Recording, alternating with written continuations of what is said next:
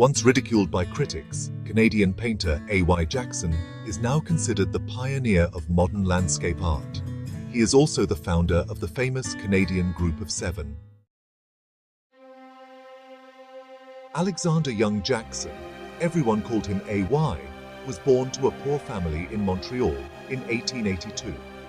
His father abandoned them when he was young, and AY had to go to work at age 12 to help support his brothers and sisters. Working in a print shop, he became interested in art, and eventually he saved up enough money to travel and study in Europe. After returning to Canada, he began to paint landscapes in a fresh new style. Other young artists took notice, and A.Y.Jackson soon had a group of friends who not only loved to paint, but also aspired to change the traditional way in which landscapes were painted. Jackson had faith in himself and his fellow artists. He felt they could turn the art world on its head.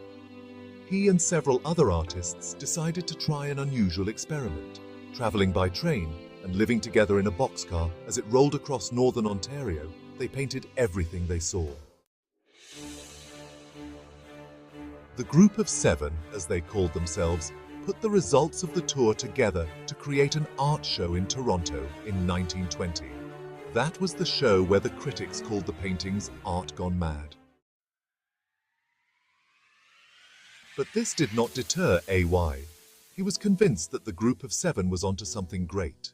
He kept painting, traveling, and exhibiting, and although it took many years, his modern style started to catch on, and his work became increasingly popular.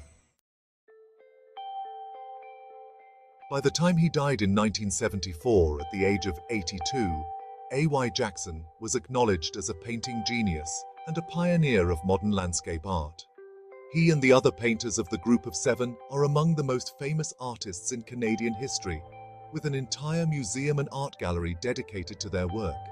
Jackson could have chosen to listen to the critics and given up his bold new ideas, but he remained confident and followed his dream.